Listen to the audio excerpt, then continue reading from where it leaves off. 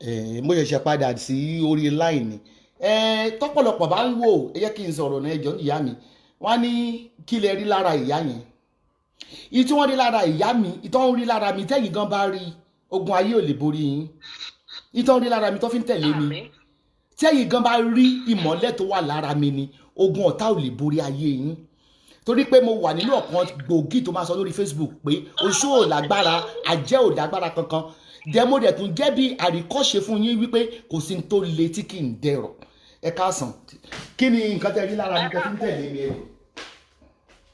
nǹkan tí èmi gángan tí mo rí lára yín tí mo fi ń tẹ̀lé yín mo ti sọ tẹ́lẹ̀ fún yín 1 year ago ni mo ti sọ fún yín pé ṣé ń gbọ́ mi mọ́mì. mo ń gbọ́ yín. hello. mo ń gbọ́ yín. ó ń connect hello. mo ń gbọ́ èmi ń gbọ́ ẹ̀yin o mo ń gbọ́ yín kò connect bí o I can hear you. hello mọ́mì. hello ṣé ń gbọ́ mi. mo ń gbọ́ yín sí nǹkan tẹ́ èmi gangan rí lára yín tí mo fi ń tẹ̀lé yín láti tí mo ti ń tẹ̀lé yín ni mo bímọ àwọn prayers kan tẹ́ ṣe fún mi tí mo fi lọ́mọ and secondly too èmi àtọkọ mi tá fi lálé sí ibi tí mo wà níbà ní Holland ṣé kò yé yín mọ́mì àní mo ti kọ́lé méjì sí Nàìjíríà mo ní àwọn ilẹ̀ tí mo là púpọ̀ kò ń ṣe Nàìjíríà nìkan àti ìlú òyìnbó tí mo wà sí náà mo ní ilẹ̀ tí mo rà púpọ̀ so látijọ́ tèmi náà ti ń tẹ̀lé yín mo ń rí ìyanu lọ́dọ̀ yín bí tẹ́ṣẹ́ máa ń gbé program sílẹ̀ fún prayers kára ilé kára àgbọn kára kándò èmi náà ń ṣe mo ń rí ó ń ṣiṣẹ́ fún mi mọ́mì. nǹkan tó lọ ṣe fún kò ní díbàjẹ́ lágbára Èdùmàrè ojúkójú ò ní wọnú ẹ̀.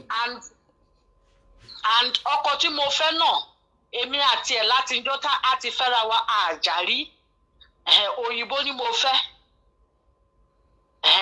àjàrí ọmọ tí mo ti ẹ̀ gbà mo sọ fún yín tẹ́lẹ̀ pé. ok mo ti rántí ẹ máa sọ̀rọ̀ lọ. ọmọ fẹ́ràn mi tó sẹ́ndì fọ́tò ẹ̀ sí wọ́n ló sẹ́ndì fọ́tò sí mi. mi ti sẹ́ndì fọ́tò ẹ̀ sí yín pé nítorí yín ni mo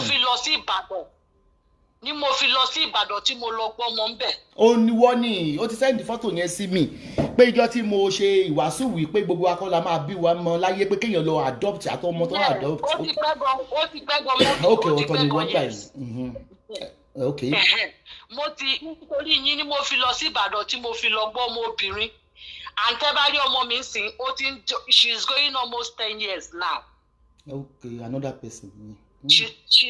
She's a big girl now. So láti njọ́ tí mo ti ń tẹ̀lé yín ni mo ti ṣe gbogbo àwọn nǹkan yẹn and secondly too ọ̀rọ̀ Gaddafi màmá mi máa ń sọ nǹkan kan fún mi ìgbà tó wà láyé ó máa ní pé oúnjẹ tí adìyẹ ò jẹ ó máa ń fi ẹsẹ̀ ó máa ń fi dàrú. ṣóyè yín mọ́mì. àmú Yorùbá ẹ̀ yé mi. ọmọ Ìgbò tó ń kú. ṣé kò yé yín. ó yé mi. mo ń gbọ́. ẹ ló mọ́mì. máa sọ̀rọ̀ ìyá lábì. that is food wey that is me mo bí tí máa ṣe sọ nínú Yorùbá màmá mi máa sọ pé oúnjẹ tí adìyẹ ò jẹ ó máa ń fi ẹsẹ̀ ó máa ń fi dànù ní nǹkan tí Gaddafi ń ṣe nìyẹn bí o tó yẹ pé gbà ń pa gbogbo nǹkan tẹ́ ẹ ní ó máa dàrú ni ó máa fi ẹnu fi bàjẹ́ káàkiri ṣé kò yé yín mọ́mì tó bá yẹ pé mi ní ẹ má gbà padà tẹ́ bá tún gbà padà ó is already a wicked person somebody like this ó lè fi nǹkan sínú oúnjẹ èèyàn kó pààyàn tó máa ní pé tí wọ́n bá lọ ṣe autopsy wọn ò ní rí ọwọ́ òun bẹ̀ pé òun ò sí bẹ̀.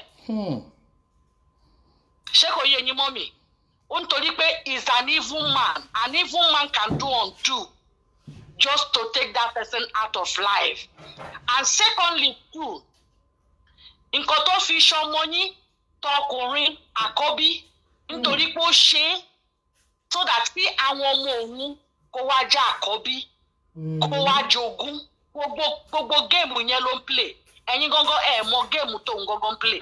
ẹ ti ń follow wa ti pẹ́ o.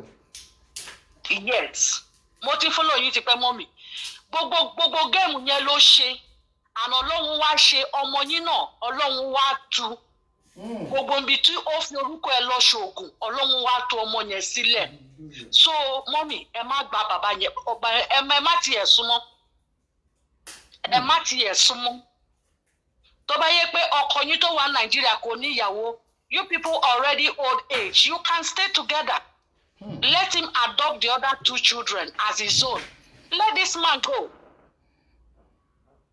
nítorí pé òun náà ti rí pé there is vacancy nítorí ẹ̀ náà ló ó ń ṣe gbogbo nǹkan tó ń ṣe pé kò sọ́kùnrin bẹ́ẹ̀ kò sọ́kùnrin bẹ́ẹ̀ kò sí anybody tó lè challenge òun ṣé kò yé ẹ̀yin mọ́ mi. Hello. mo ń gbọ́.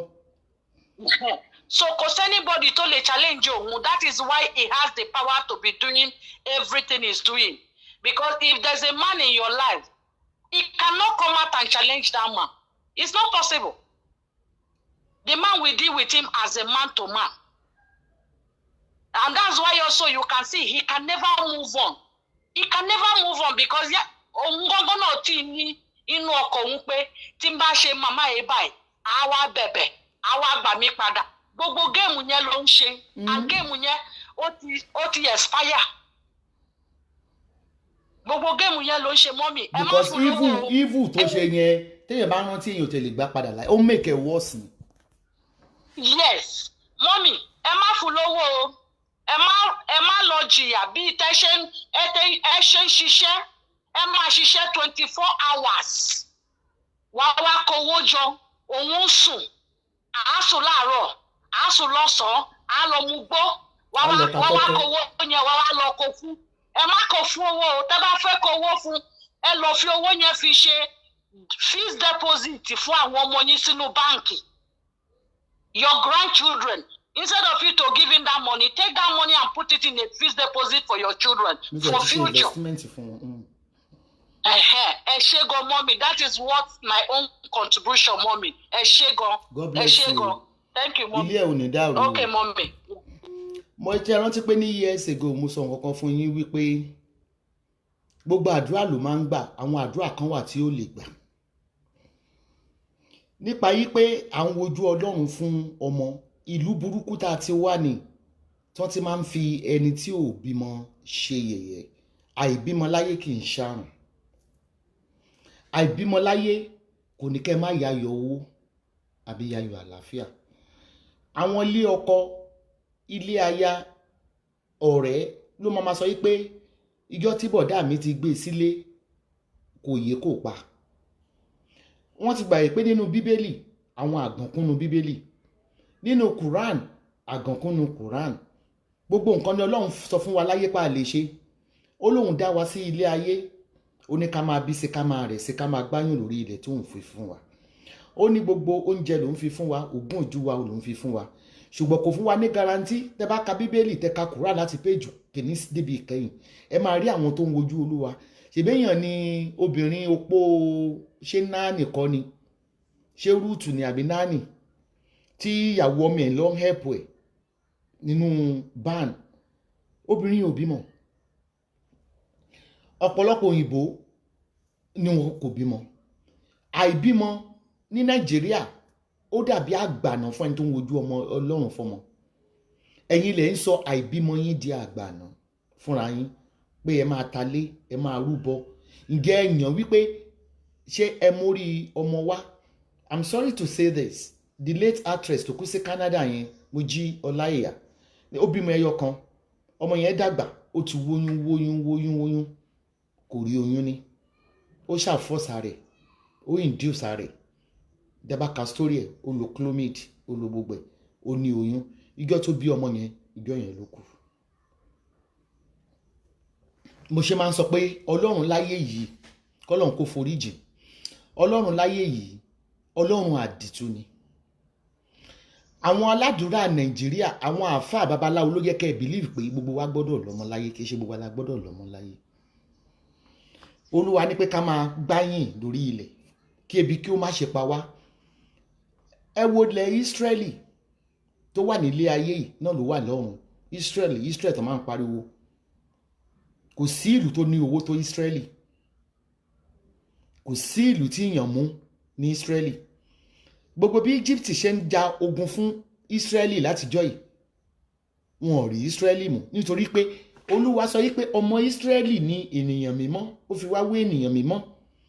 Ó ní wípé kò sí bí ogun ṣe lè jà tó láyé yìí kò lè dé Ísírẹ́lì. Ísírẹ́lì ó ní ilẹ̀ tó ń sàn fún wàrà àti oyin ní Ísírẹ́lì, wípé oyin bẹ̀ kì yóò sì gbẹ. A ní àgàn nínú Ísírẹ́lì.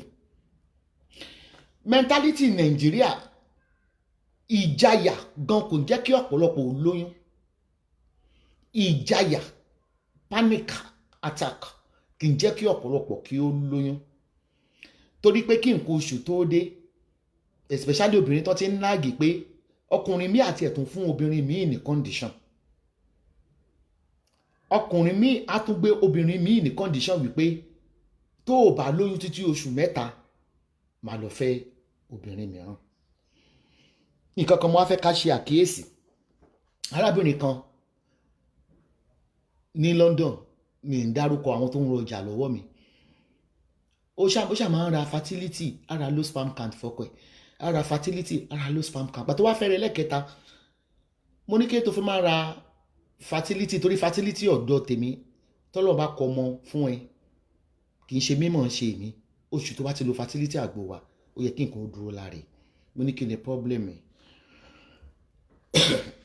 Kò bímọ rí, ọkọ ẹ̀ náà dẹ̀ bímọ rí, wọ́n ti ń gbé pọ̀ for 10 years. Ó nígbà táwọn oníṣẹ́ ti lọ fún medical check up, ó ní doctor sọ pé òun wà okay, but ọkọ òun ní low sperm count, pé kò lè fúnyàn lóyún oyún.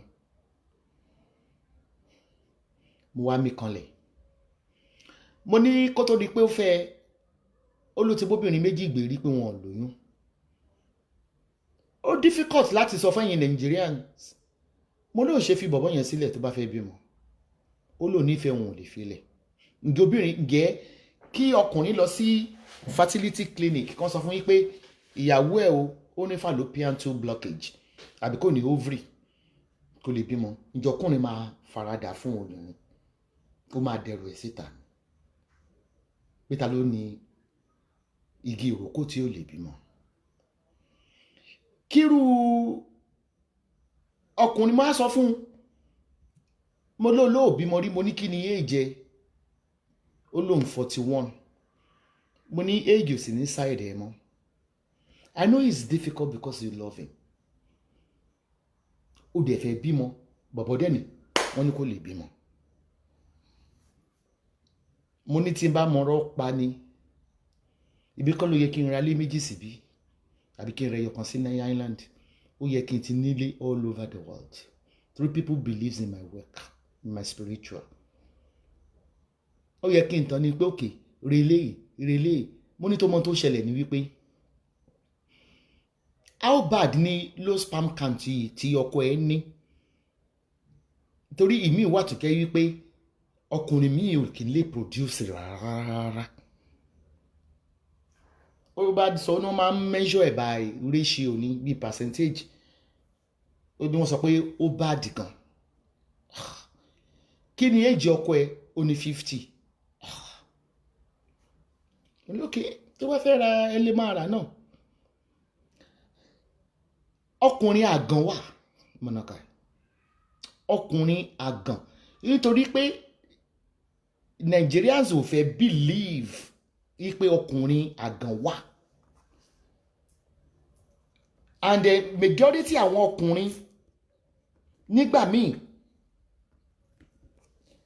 wọ́n á ní kí ìyàwó àwọn lọ ṣe fertility test tó bá ní ìdádúró, tẹ́ bá ní kí ọkọ ká lọ, wọn ò sábà ń tẹ̀lé wọn. Wọ́n á ní kò sí nǹkan kan tó ṣe wá, kò sí nǹkan kan tó ṣe mí, ìwọ nìkan ni kò lọ. Ó gbọ́ pọ́kùnrin ń yàgàn ni. Ọkùnrin àgàn ó wà mọ̀nàkà ẹ̀. Tí n bá ra low sperm, tí n bá ta low sperm count fún ọkùnrin yẹn tó bá ṣiṣẹ́, a ti kọ́ pé ó máa bímọ ní. Bó tá bá kọ́ gẹ́gẹ́ bí àgàn kò lè bímọ. Kẹ́ ẹ ta gbogbo ilé, kẹ́ ẹ lọ gbé ẹbọ, kẹ́ ẹ lọ ṣe tutù, wàláhì kò lè bímọ. ọmọ bíbí ta wá ń sọ èyí náà tá a bá tún wá wò ẹ jọ̀ọ́ mo bèèrè lọ́wọ́ yín ṣé àìsàn ni ṣé àìsàn ni ìlú tá a ti wá tó ti jẹ́ ìlú tó ti fírí ìkà tó ń pè ní àfírí ìkà ló jẹ́ ká mọ̀ wípé 90% ẹni tí ò bá lọ́mọ nílé ayé wọ́n máa ń di ìkà wọ́n dẹ̀ máa ń di àjẹ́ pé kàkà kí kinní kan má ṣe kankan àwọn akókò fi ṣe àwàdànù. mo rí pé tí arúgbó bá wà Nàìjíríà tí kò bímọ sílé ayé ọkọ ẹ̀ ó ti kú torí wọ́n ti dàgbà opó ni obìnrin wọ́n máa stigmatize arúgbó yẹn ládùúgbò ìyẹn nílẹ̀ tá ti fírí ìkà wọ́n máa ní ẹ má kọjá wájú ilé o kò bímọ o ẹni tí àbíkú ẹlòmíà bímọ ó lè bímọ 3 kó kú ó ti fi gbogbo àwọn ọmọ rẹ̀ dájọ́ o ẹ má dì bẹ́ẹ̀ o àwọn ẹ̀ṣẹ̀ kankan wà tí ó jẹ́ kí ọ̀pọ̀lọpọ̀ kò ní ìlọsíwájú tí ẹ bá bi mí léèrè pé kí ni rere tí mo fi ń rí ìlọsíwájú nínú ọjà kékeré owó ńlá. You don't judge a book by its cover. Ibi ni kọ́kọ́ ni mò ń tewé ibi ni kọ́kọ́ ni mo dẹ̀ ń tegbò. Yàtọ̀ sí ọ̀rọ̀ sọ̀rọ̀ kò sí baba ńlá kú anita ẹni tó máa sọ pé kí n má sọ̀rọ̀ ọ̀rọ̀ sísọ ni wọ́n fi mọ̀ ọ̀gbọ̀n mi kì í dẹ̀ ń ṣe àwọ́ọ̀dù kìíní kejì ni mo ti gbà lórí ọ̀rọ̀ sísọ iṣẹ́ tí mo ṣe láti 2012 ni tí mo fi ń jẹ́ sábọ̀d. ní ìsìn ọ̀rọ̀ ènìyàn là ń sọ ní ìsìn kò sí bí mo ṣe máa sọ̀rọ̀ ọ̀rọ̀ èèyàn náà ní í sọ èyí tó bá ṣe dáadáa èyí tí ò bá ṣe dáadáa tó bá wí wọn ló ń sọ̀rọ̀ èèyàn ń ba ayé èèyàn jẹ́ ṣé ayé bọ́tù ní bàbá àgẹ̀ ni àbáyé tébù ní bàbá àgẹ̀ bí n ṣe ayé èèyàn náà ní í sọ̀rọ̀ rẹ̀. ẹ̀yin ọkùnrin tí ẹ bá ní ìdádúró ego ó máa ń yọ yín ní ẹnu wípé obìàwó ilé nìkan ni kó lọ fún fertility test ọkùnrin ni ẹ́ kò mí pé o lè produce o lè má ní productive sperm o dẹ̀ fi tìyẹn kó bá obìnrin unfortunately ní ilé tó ti obìnrin yẹn ni ó mọ̀ jẹ gbogbo ìyà family yẹn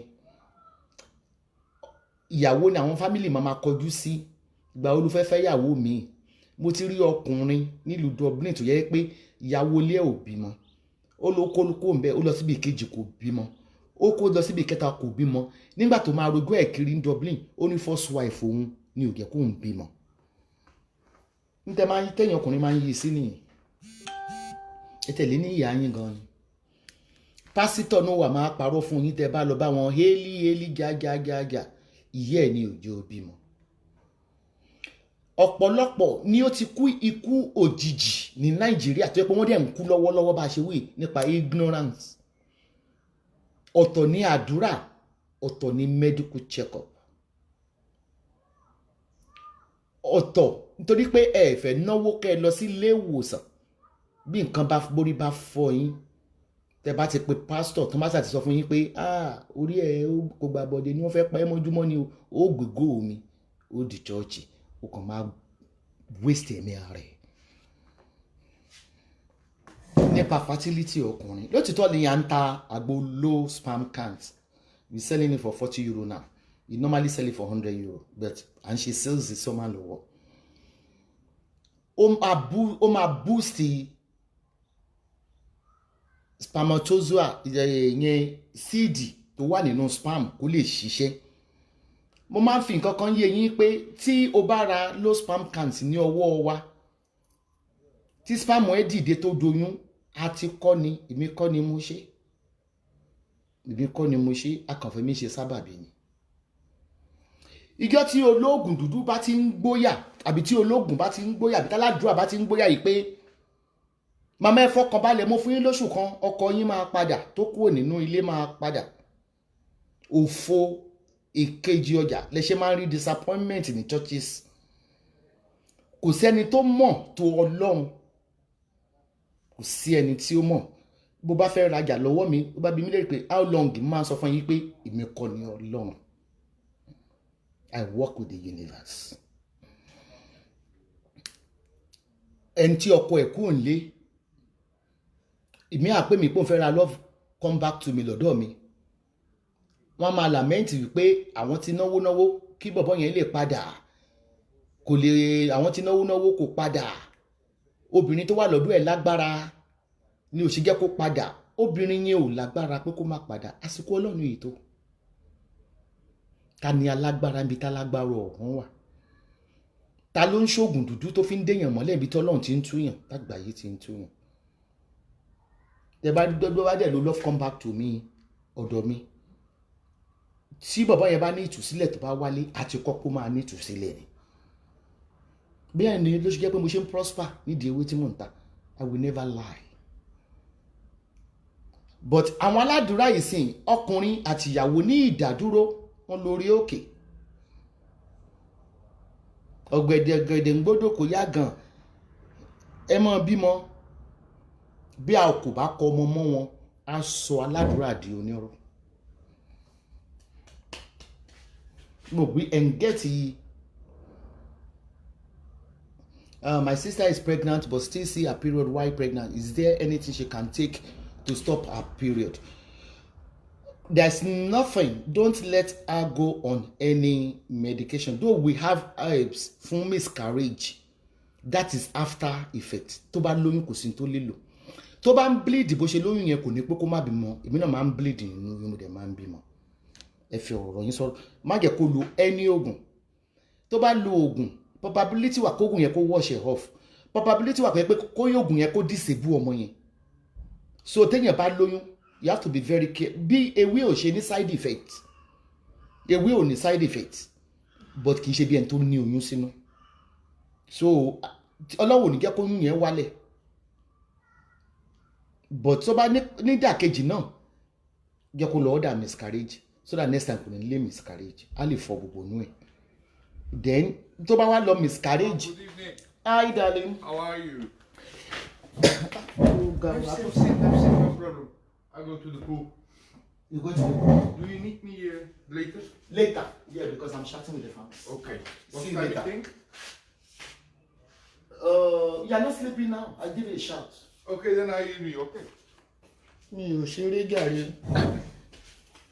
Màá kókó bí màá kó lọ nú igbó tí ń lọ mọ́ bẹ́ẹ̀ yẹ sọ̀rọ̀ o. Ìyẹn visitor tó gba ọ̀dọ̀ mi yẹn ni. So tí ó bá di wípé èèyàn lóyún ó ní miscarriage, so many factors ló lè pa ẹyẹ máa lọ sí church. It got nothing to do with the church. Tí Ọlọ́run bá fẹ́ tó bá lóyún tó Ọlọ́run bá fẹ́ kó di ọmọ nínú ẹ̀ kó bímọ, whether you go to the church, whether you don't go to the church, iṣẹ́ Ọlọ́run ni ó di dandan kó keep oyún yẹn. Ṣé ń get bó ṣe work? I'm not discouraging you not to go to the church. That is your problem. I'm saying the truth as a spiritualist. Tó bá wá di pé èèyàn lóyún tó miscarry, ó lè ní àwọn nǹkan kan tó fà. Kì í ṣe gbogbo ìgbà tí oyún bá ti ń wálẹ̀. Ìyá àgẹ́ kan ni, ìyá ọkọ mi ni, ń oyún jẹ ni. Ẹ stop gbogbo rubbish. Kì í ṣe gbogbo wa náà lọ́wọ́ oṣù àtàgẹ̀ kánà. Oṣù àtàgẹ̀ wà fọ̀rẹ́ o. Bọ́tá lómi lórí aṣẹ́gun. Bóṣó kan bá ń lọ ń pe ẹlẹ́dàá mi. Olóní kèrègbé ọ̀fún ẹ̀ torí mi ò ní dáhùn. Èmi kọ́ ní ń pè ó kàn exercise voice ẹ̀ ni. Ọ̀sàfúgọ́sì ẹ̀ ó exercise ẹ̀ ni ò sí tó kàn mí. Are you getting me? Tí miscarriage bá wà, so many factors ló lè fà. Gẹ́gẹ́ bí mo ṣe sọ fún yín pé resource type máa ń fà. So many things. Ẹni yẹn gan ó lè ní endometriosis kò má mọ̀. Ó lè ní polycyst. So many things. Ó lè ṣe HPV or HVP ló lè fà. Ló ṣe jẹ́ pé if you are having a miscarriage, not everything you take to the church, not everything you take to the babalawos. What's the cause? There is a gynecologist. Go to the gynecologist. They can scan it. Kí ló ń fà? ó jẹ́ pé tẹ bá pè mí wípé màmá nǹkan kan ń ṣe yín nǹkan kan ń ṣe yín màá ní kí ni doctor sọ pé ó ṣe yín. I cannot diagnose. Herbalists cannot diagnose. We don't diagnose. Remedy la máa fún yín. Babaláwo la rí tó máa ń diagnose. Pastor ló máa ń diagnose. Bí kí orí máa fọ́ ẹnìkan ní ìsìn, orí ẹ̀gbẹ́ kan kó máa fọ́ fọ́jọ́ méje. Pastor á sọ fún yín pé wọ́n ń porí ẹlẹ́dẹ̀ẹ́ ń bì kan wọ́n ti ń diagnose nìyí. Why tó ń fi sọ pé kẹ́ lọ sọ́dọ̀ doctor bóyá migraine lẹ́ni? It's a sign of stroke. Bí o ṣe migraine, it's a sign of stroke, especially tó bá jẹ́ left. Tí ibi ẹ̀kan rí pé ẹ̀kan lọ church ǹjọ́ kan, ẹ̀kan ní stroke in church ni. Iṣẹ́ kí ni pastor tó máa pè fún yín? Wọ́n fẹ́ pa ẹ́ mọ́júmọ́ ni ìgbà táwọn rí ẹ pa. You need to go and see your doctor. Ebi ò mọye tí doctor ń gbà Nàìjíríà tí gbogbo yín tó pé gbogbo tó yẹ kẹ́ máa lọ sí ilé ìwòsàn ilé ìkọ́sìn lẹ́ ń gbé gbogbo ẹ̀ lọ. Ó dàbí ẹni tó ní wárápá ni epilepsy tó ń lọ sí church ò lè cure wárápá. Don't let us deceive ourselves. It's a brain damage. You need to go and see your doctor. Àwọn neuro kíníkan wọ́n ń pè wọ́n. Tí ẹ bá rí wọn, wọ́n á fún yín ní oògùn. Wárápá ò ní cure. Wárápá ò ní cure. Ó lè tẹ́ mẹ́rin. Ó lè reduce seizure. Tí brain bá ti crack, tí brain bá ti damage, there is no remedy. Kò sí àdúrà tẹ́ lè gbà. Kò sí orí òkè tẹ́ lè lọ. Kò lè sí ìtúsílẹ̀ níbẹ̀.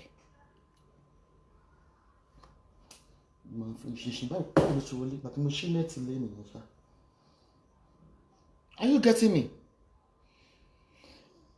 Gbogbo nǹkan tó yẹ kí Minister of Health ní Nàìjíríà máa bá yín sọ nìyẹn. Neurological, neurologist. Àwọn ló máa ń dì pẹ̀lú gbogbo nǹkan tó got to do with the brain. Gbogbo nǹkan báyẹn ló yẹ kí on program yẹn yẹ kó máa gbé wá sórí television, kó máa gbé wá sórí rédíò ní Africa láti máa fi hàn pé don't mix a religion with your health. It got nothing to do with your health. Àmọye ọ̀pọ̀lọpọ̀ tó ti kú sórí òkè. Ẹni tí inú ta tó bá ti jẹun báyìí inú máa gún bíi pin. Tó bá ti fẹ́ swallow nǹkan inú yẹn máa gún ni ló máa ta. Ó wá kọrí sí church ó mọ̀ pé ulcer ló máa pẹ́. Bí ò bá tiẹ̀ lead sí cancer gan. Ikú òjijì ló fi ṣeré. But nítorí pé wọ́n rí wípé hospital ó wà expensive. Maybe due to the poor wages in Nigeria. Tó pé wọ́n fẹ́ náwó lọ hospital. Bóyá yẹn ló máa ń jẹ́ kẹ́ lọ sí church, I don't know. Church got nothing to do with it. Òun jẹun. Òun fi bóúnjẹ yẹn ṣe ń digest, òun fílẹ̀, inú ń gún ẹ, inú ń tẹ́. Ta ló ń sáré lọ sí hospital? Kó sáré fún ẹ lá antibiotic. Kó má lọ lead sí ulcer. Kó má lọ lead sí ọ̀kan lọ fún ẹ ní gastro tablet láti lò. Ẹ wá lọ sí church. Olúwa ẹgbẹ́ ọwọ́ lé gbogbo ibi tí ó ti ń dùn yín. Ẹ máa kú kó òjijì mọ̀nà káì torí Jésù gá sọ pé òun rán yín níṣẹ́.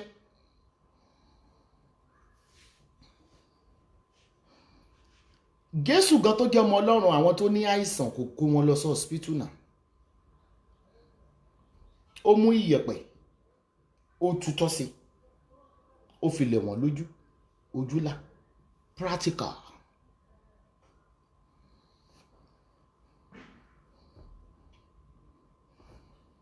Irú ẹni tó ń wọ́mọ ní ìsìn. Dókítà ti sọ fún ẹ wípé o ní fallopian tube blockage. Mo target ìṣẹ̀ṣẹ̀ yìí. Ṣé mo ti tẹ nẹ́ẹ̀tì padà? Wọ́n ní o ní fallopian tube blockage. A ní àgbo ẹ̀. Ìyẹn omi pa ẹyọ kan ló máa lò àbí méjì. Tọ́lọ̀ bá gbàdúrà rẹ̀ á ṣiṣẹ́.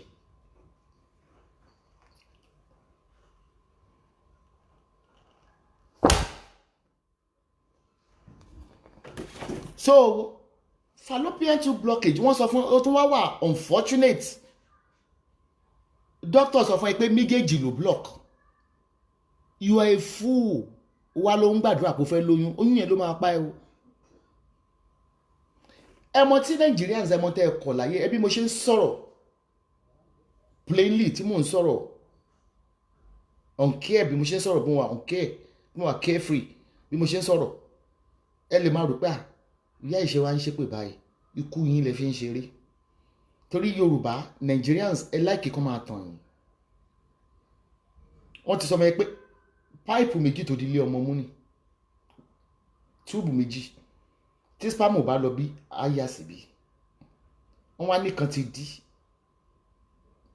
wọ́n ní èkejì ti dí ó wá ló fẹ́ lóyún tipátipá ikú òjijì mọ̀nàkà even gan ó lè ní brain hemorrhage ó lè paralyze gan tí wọ́n bá fi lè sọ fún ẹ wípé túùbù méjèèjì ti dí kò sí solution tó ní wọ́n lè ṣe sí there is no solution for it medically there is no solution spiritually there is no solution eventually wàá máa lóyún náà o lè máa sọ pé wọ́n ní méjèèjì dí but o miss nǹkan oṣù ẹ of course wàá lóyún but oyún yẹn túùbù méjì ni èyí ti dí èyí ti dí oyún yẹn foreign body ni ìta ló germinate sí ẹ̀jẹ̀ wá dẹ̀ ní anything foreign má tètè irritate á wá di pé ọmọ yẹn tó bá ti grow bí oṣù méjì ọmọ yẹn á kú ó dàbí ìgbà téèyàn mú àgbàdo tó fọ́n sórí àpáta ni ẹ mọ̀ pé tẹ́ bá fọ́n àgbàdo sórí àpáta á kọ́kọ́ wù tó bá yá á kú torí pé kí ni root ẹ̀ kò deep ok ìyẹn ló máa jẹ́ pé wọ́n máa evacuate ẹ̀ apart from evacuation ìtẹ́mi ń gan ti ara yín torí pé foreign body ni orí fífọ́ òyì kíkọ́ tẹ́ ẹ̀ bá kú ní in the process kan ọlọ́run ló yẹ yín nítorí pé kí ni ẹ gbà kádàrá kí ló lè fa pàlóye ẹlòmíà ni pé kí ló fa fallopian tube blockage gan mama kí ló fà oríṣiríṣi nǹkan ló lè fà viral disease lè fà viral infection lè fà bí kò lọ kọkùnrin tó ní syphilis àbí oníkọlọrí àkọlọ bẹ́ẹ̀ sùn kò má mú staphylococcus lè fà untreated if left untreated ó lè block the tube so many factors ẹ lọ Google tó lè fà ìyẹn lẹ fi máa rí wípé ẹ máa fi ń lọ sọ́dọ̀ aládùúrà wípé bàbá mò ń lóyún but oyún yìí ò develop èlì kàṣàbúbú ògbúrú ọ̀gbàrà ayé ló ń gbọ́wọ́ lé ọmọ pásítọ̀ yẹn fẹ́ pa yín ni before you resort yourself to any religion see your doctor àmọ́ o tún lè lóyún pẹ̀lú fallopian tube blockage o tún lè lóyún kó bímọ tí kankan ò ní ṣe provided pé ẹyọ kan ló collapse ẹyọ kan wà bẹ́ẹ̀ tendency wa kò bímọ dáadáa méjìlá ní tí kan bá ti block tó ti collapse ó lè fẹ́ ẹyọ kan bímọ tó máa wá sọ wípé o ní fallopian tube blockage ọkọ ilé ìfẹ́ ló mímọ̀ náà ká kò ṣe é dọ́gbọ́n sí ọkọ ẹ má wulẹ̀ lọ gbàjẹ́ nítorí ẹ kí ló ń fa àjẹ́ náà ni ọkọ mi fẹ́ yàwó kan ó ti lóyún kó má bí ọmọ yẹn ló ṣe máa ń di pé ẹni tí ò bímọ máa ń di àjẹ́ kì í ṣe gbogbo wọn.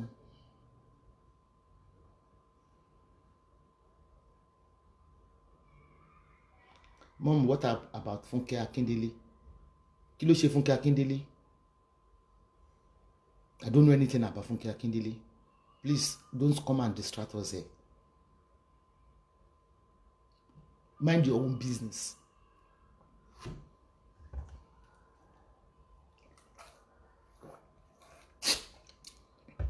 Exactly. Tí ẹyọ kan yìí ò bá ti block, o lè lo fertility. o lè try fún oyún níní tí méjèèjì bá ti block ìgbà fọlọ́run nìsinmi in tó ń jẹ́ kẹ́ máa gbàjẹ́ nìyí go and adopt. Mo ti rí àwọn bíi mẹ́rin tó ti lọ adopt tán sẹ́ni fọ́tò àwọn ọmọ sí mi. Go for adoption. Ṣèbí ká lè rọ ọmọ bá ṣeré la ṣe ń adopt. Àwọn ọmọ tó máa dánú lérú tó máa jágbe mọ́ra wa àtọmọ tó ń adopt. I will get to ní PhD actress yìí ti jẹ́ tó máa ń ṣe comedy. Wọ́n rẹ́pù yẹ́ ẹ̀ nìyà kò ní bàbá ṣé kò ní PhD. And there are another actress náà tí wọ́n adopt. Ara mentality Nigeria ni wípé it's not good to adopt. It's someone with a shallow brain. It's Ellen Paul, thank you. Tí o bá adopt ọmọ kì í ṣe ọmọ tó ti ń jalè o tó ti lé ní over 10 years no. After all pé ọmọ family tó fẹ́ mú tira but tó fẹ́ kọ́ ọmọ yẹn jọ ẹ́ kó ní physique look bí tiẹ̀ ó fẹ́ kó máa sọ̀rọ̀ bí tiẹ̀ wọ́n ní kékeré láti ń pè tán àti ń pè kan ìrókò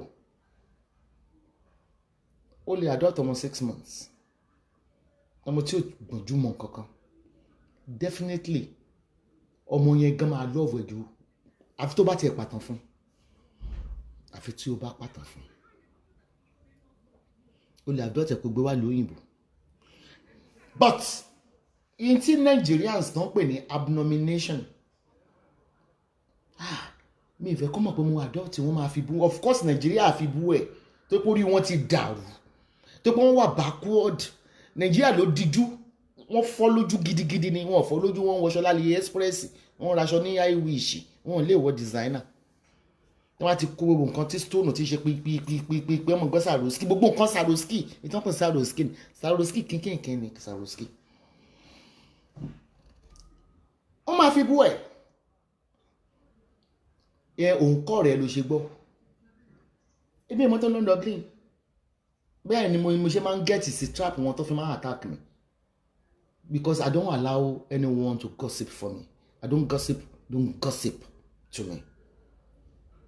Ìpàkó gọ̀ṣútì náà keep to yourself and your baby and kò jẹ́ ń ṣe nǹkan kan tó wà abomination okay àwọn ìyá tó wá ń dàgbà yẹn tí wọ́n bímọ yẹn tó wá di pé ìka ti kúnnú wọn tí wọ́n lè fẹ́ kọ́ ọmọ tó wà lẹ́gbẹ̀ẹ́ wọn ó dàgbà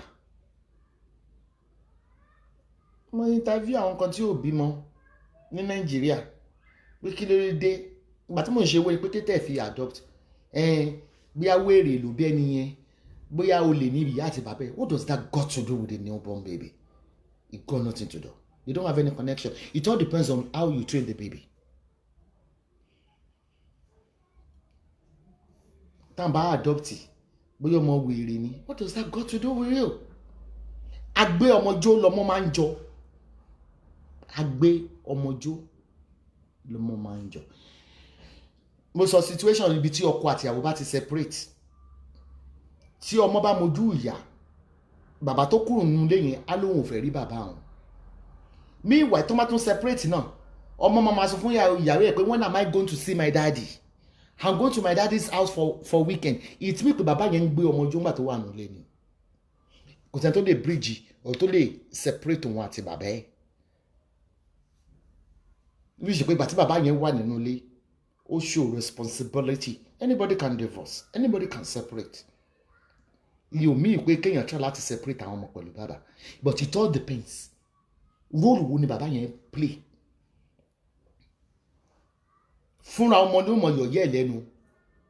Are we going to my daddy this weekend?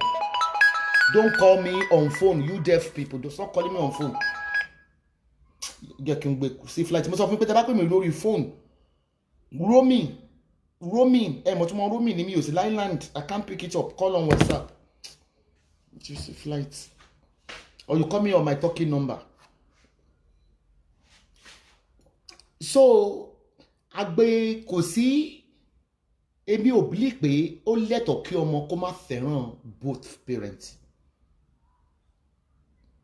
Tó bá ti di pé ọmọ bá ti ń sọ fún bàbá ẹ̀ pé kó fuck off, it makes the father is irresponsible.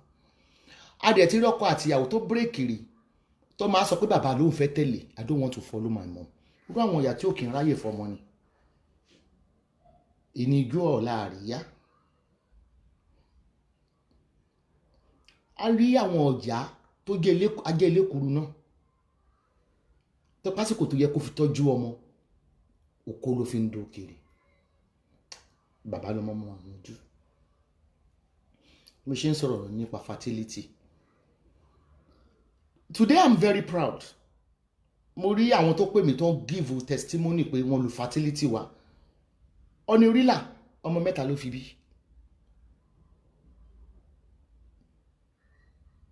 gbà tó ṣe testimony last time ó sọ̀kan ní Esabod 1 Esabod 2 Esabod 3 ẹ̀rí pé tó bá ti fẹ́ kọ́mẹ́ǹtì bí àwọn haters ń sọ pé ó ní mọ́ ní rí lànà ó ní ó ti ń tẹ̀lé wa tipẹ́ gbà tó tẹ̀lé wa tipẹ́ mọ̀ bóyá ó bímọ rí ni tó bá máa kọ́mẹ́ǹtì nísìn á ní hallelujah Esabod 1 Esabod 2 Esabod 3 àwọn tó lo fertility wa tí wọ́n lóyún yìí tí mo kò máa sọ pé tẹ́ bá fẹ́ ra fertility ẹ gbọ́ bá gynecologist ò bá wò kọ́ mi ò lè rí ẹ̀kọ́ rẹ̀ ẹ̀dá sọ́n pa ṣọ́tà nísìn ìráyè ẹjọ́ ẹ lọ bá gynecologist factors míì máa ń wà tó pé àdẹ lágàn ó wà fatal àdẹ lágàn ó lè jẹ́ pé síìdì kan ló ń boyún jẹ́ ó lè jẹ́ èyí tó máa ń sọ yìí pé ẹ̀dà Nigerians etí mélòó lẹ́ni kò sí nǹkan tó ń jẹ́ dà o ẹ̀ káwọn babaláwo òṣì yẹn máa tẹ̀yìn àwọn alágbo òṣì kí ló ń jẹ́ dà oh my god wọ́n ti fi jà wá náà rí gbàtà nígbẹ́ Nàìjíríà wọn á ní téèyàn bá ti dóra wọn tán kéèyàn jókòó sórí bẹ́ẹ̀dì kí spam mọ́ bá ṣàn wálẹ̀ àlùmọ́ ní ẹ̀yìn dúdú ẹ̀ lajú you are so backward ẹ̀ kàn kàwé ní ẹ̀kọ́ pọlọ.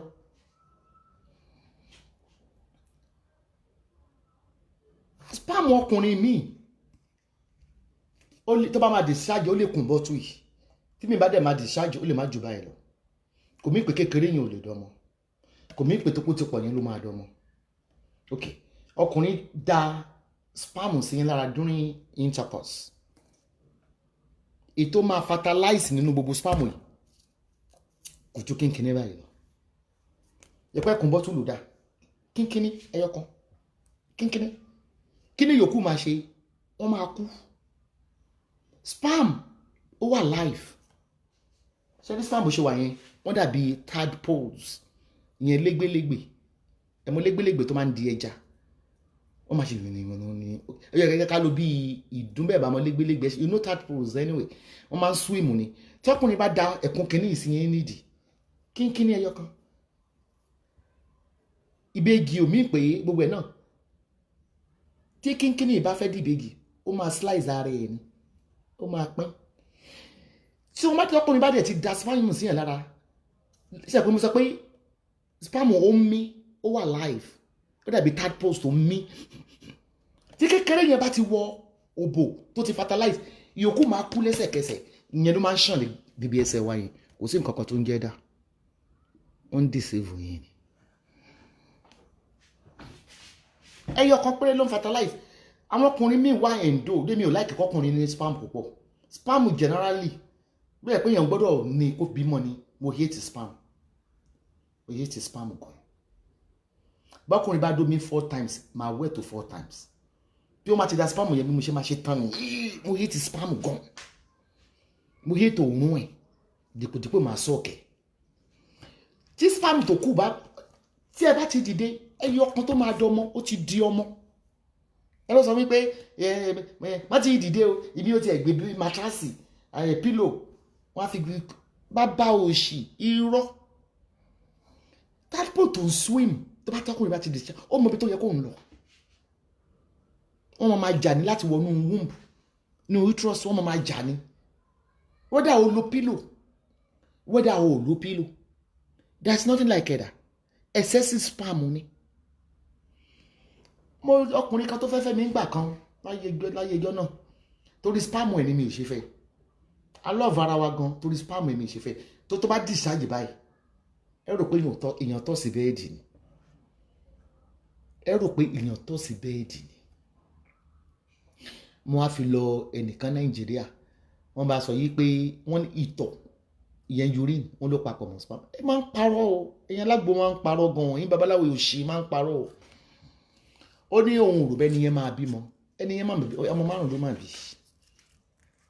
Later mo ṣẹ̀ṣẹ̀ wá kà nínú ìwé pé béèyàn bá ẹlòmíì lè discharge 3 ilé ó wá endo ní ta ni spam akèrègbè tó ń tí yẹn náà ká ní bí yóò bí wọ́n ta spam ilé ayé ni ìbálòmọ́ fi ṣe kẹrosíìnì kínkínní ẹyọkan péré ló ń dọmọ ètò wa ń dà síbi ẹṣẹ kò tẹ́yìn bá ti dìde ó máa ṣàn wọn ní àwọn ti lẹ́dà ó kí ló ń jẹ́ dà.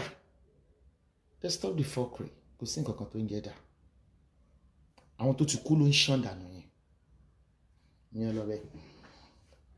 Style ẹlòmíì máa ń sọ wípé style ni wọ́n fi ń lóyún.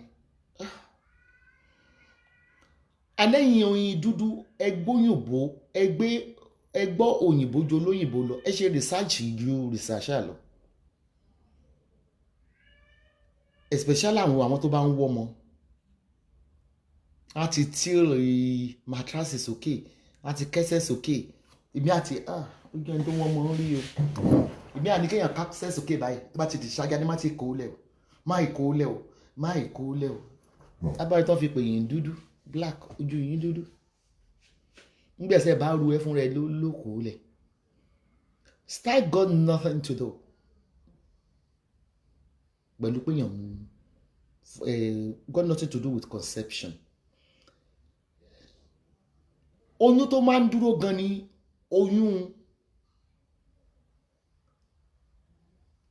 emergency dídú emergency sáré gba 1 gẹ̀ sáré dòkó tó dé àwọn tó máa ń doyún nìyí. Bí tẹ́tí mọ̀ pé kì í ṣe pé èèyàn máa ń to bẹ́ẹ̀dì kótópótópó fẹ́ lóyún máa mú matrasi máa kàn pọ̀ kó lè kẹsẹ̀ sókè ìyẹn kọ́ léèyàn fi ń ní oyún. Unfortunately ọmọ 31 ní ìsìn wọ́n tún wọ menopause ọmọ 31. Mi ò láì kìkì máa lérí lẹ́yìn Ọlọ́run, mo guarantee ẹni tó bá fẹ́ ṣe rí mẹ́sìsì padà agbo mẹ́sìsì wa we have loads of testimony ó máa regulate mẹ́sìsì ó máa padà ó gbọ́dọ̀ padà ni because I have the healing power in me. Mẹ́sìsì kí ló jẹ́ kí mẹ́sìsì tètè máa lọ láàrin àwọn ọmọ ọ̀sìn ẹ rí i pé àwọn ọmọ 10 years tí ń ṣe menstruation ìbọn ọmọ 10 years kan ló bímọ lórí Facebook yẹn tí wọ́n gbé síbẹ̀ kí ló fà tí mẹ́sìsì ṣe tètè máa lọ 2 factors wọ́n fà. Normally gbàwo ni mo reach menopause at age of 49 and this is a sign for underage. I will call you underage youth. You are not under 16 but maybe 30s. If you see that your menstruation is missing and everything, kó tó di pé máa lọ máa fara hàn yín ayé kọ́ ló mú. Stop going to the church, go and see your gynecologist. Báyìí bá mú mẹ́sìsì yín I don't know ọ̀rọ̀ bí ayé yẹn mi fẹ́ máa gbọ́ torí mi bí lálà tó ń jẹ èmi ni mò ń fún wọn tó má sàti yọ yín lẹ́nu tó ń gẹ nílọ síwájú ẹ pè mí Ọlọ́run bá mi ṣe o tí yá tí wọ́n bá ní jù yín lẹ́kẹ̀ẹ́ pè mí ní bastard ẹ lọ try iṣẹ́ 13 days wa ìsìn tí mo ń bá wà nísìnyí a máa include àwọn iṣẹ́ míì náà mọ ní ìsìn fún àwọn tó bá ti wẹ 13 days àwọn bírú Hebrew sigil yẹn màá bẹ̀rẹ̀ sí í ṣe màmá wé bíi tíra because téèyàn bá fẹ́ ṣe ibi tí ò bá sáré wò ni mo dẹ̀ rí pé calmness ó wà ní vicinity mi ní bíbá so I can do it òru bí mo ṣe máa ṣe nǹkan kan bá ok bí mo sọ̀rọ̀ dé I do it from the back it affect my conception it has happened to me many times ṣé pé tó bá ṣe látẹ̀yìn èmi ò mọ̀ because everybody mọ̀ pé kán dóyè látẹ̀yìn style tó dùn jù láyé yìí style tó dùn gan ni torí èmi gan mi ò like kéèyàn dó mi láti wájú style tí mo really enjoy náà jù náà ni ẹ̀yìn àtẹlẹ́gbẹ̀ẹ́ kí n kọjú sógiri kẹ́nìyẹn kó kọjú sí mi kó wá fi akin wá pàtàn mọ́. Anyway, I'm not for that today.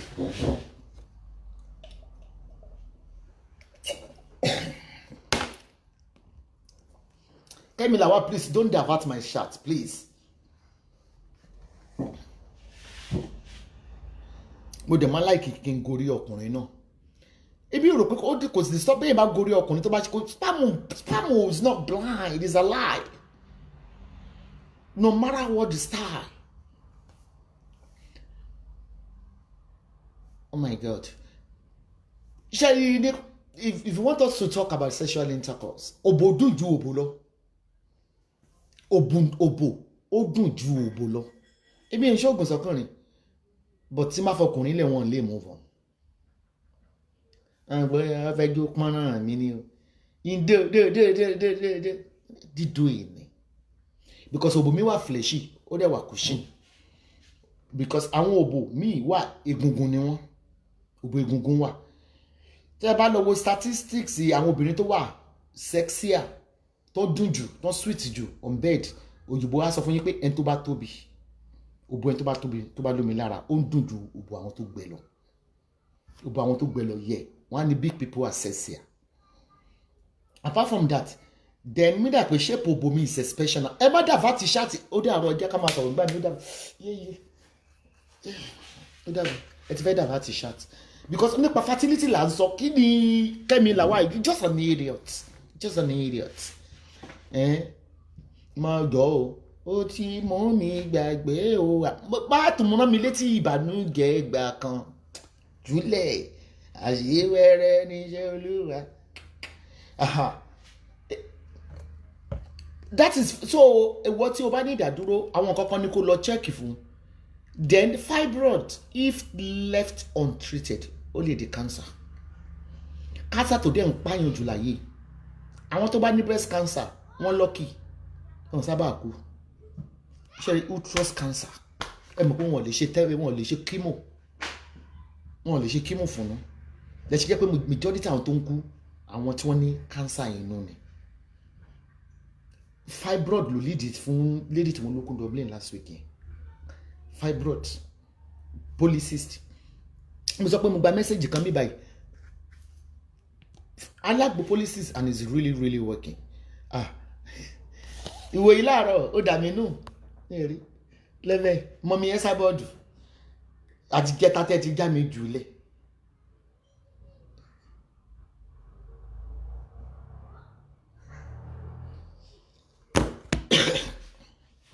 Ó di Monday tó bẹ̀rẹ̀ iṣẹ́ náà. So many factors. Ṣẹ́rí fibroid, polycyst, especially cyst. Ní máa tún kókó nínú girl yẹn. Sign torí ni wípé ikùn ẹ̀ tóbi. Ó dẹ̀ ń rú. Cyst tó wà ní inú ẹ̀. Bí tó fi tí lady yẹn fi parẹ́ ni pé òun bìrì pọ̀ wáyé ni. Ó ló ń lọ lo nǹkan dúdú. Gbà tó sọ fún mi náà, ọkọ òun kan kìíní kan ìyàwó ẹ̀. Anyway, ìtọ́pá yàn jù láyé ni pé kéèyàn believe pé gbogbo nǹkan tó máa ń ṣèyàn owó ayé ni. Ó ń pààyàn gan. Owó ayé tẹ̀dẹ̀ máa ń pariwo gan kí ni jẹ́ owó ayé. It's a belief. I don't believe. I once believed. That was then. Ẹ̀wọ̀ màlẹ́kà mi, ajọ́ ń lọ kiri ni. Ara wọn sílì táǹtà ni. Ẹ pé ń jẹ́ òní. Mi àti màlẹ́kà mi ṣe rí protect me my angel and everything. Ó wá kú bó ṣe wá bá mi. Because I believe in angel. If you believe in a glass cup, it will guide you. Angels ló ń bẹ mi ṣiṣẹ́.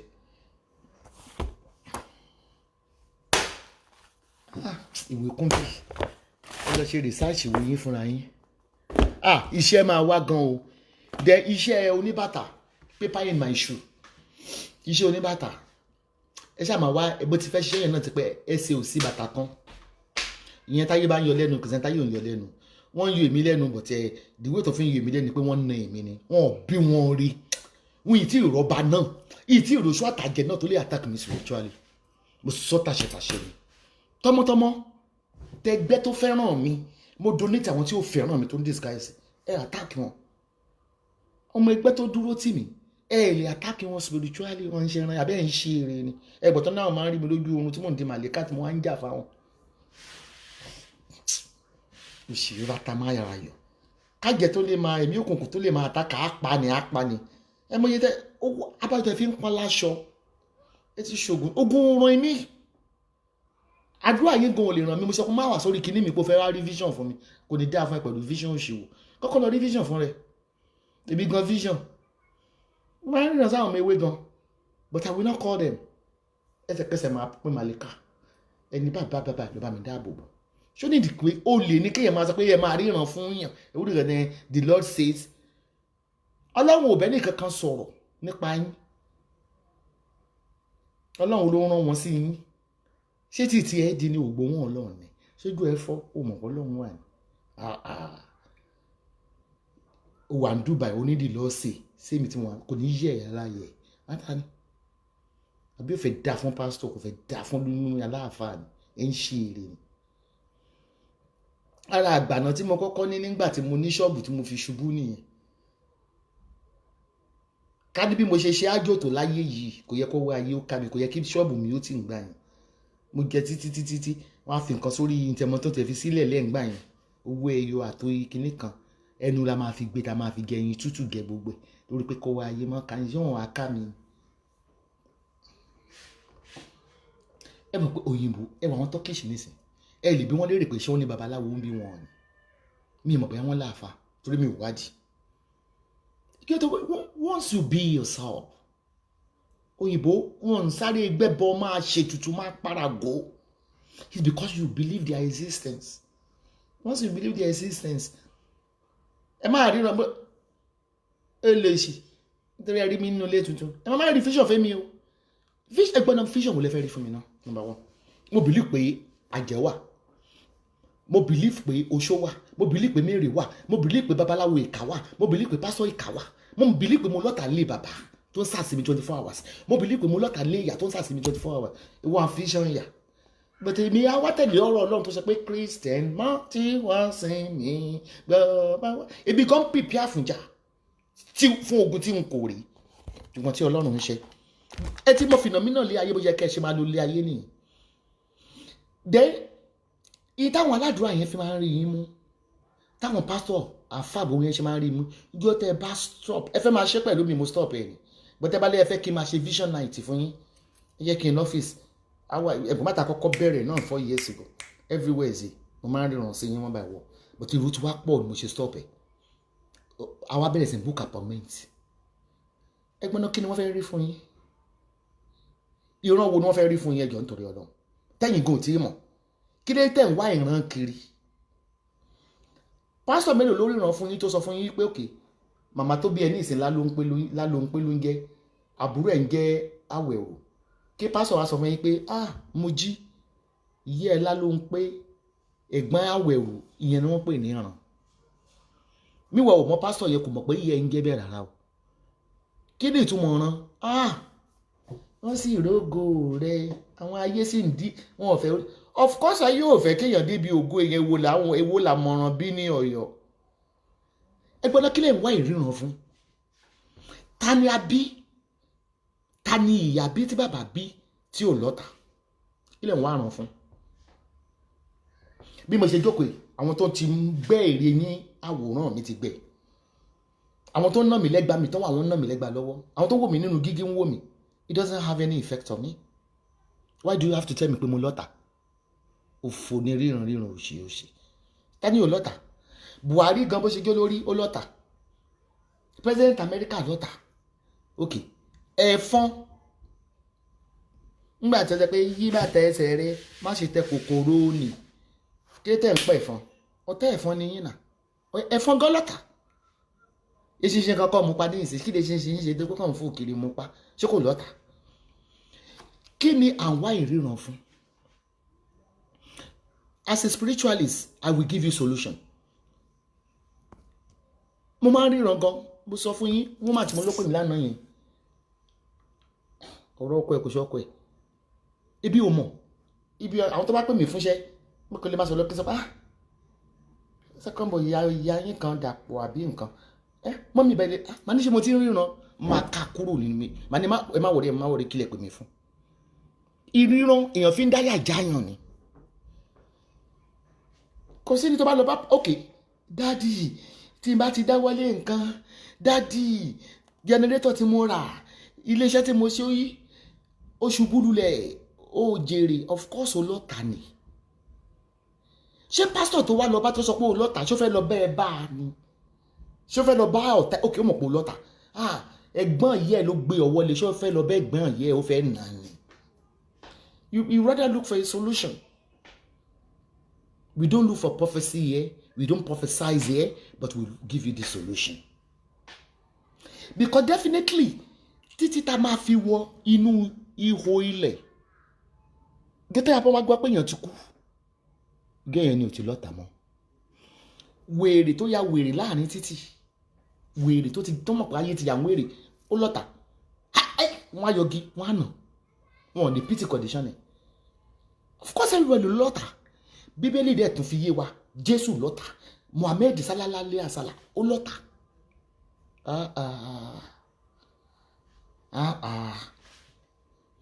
but mi dà pé dúdú ẹ ti kúndùn wọn ń tẹ́ ẹ fẹ́ làwọn churches ń give wọ́n deliver fún yín ń tẹ́ ẹ fẹ́ wọ́n mọ̀ yìí pé ẹ rí i pé gbogbo àwọn pásítọ̀ orí Facebook nísìnyí ló ń ṣe èdè àwọn èdè tí ò ní túmọ̀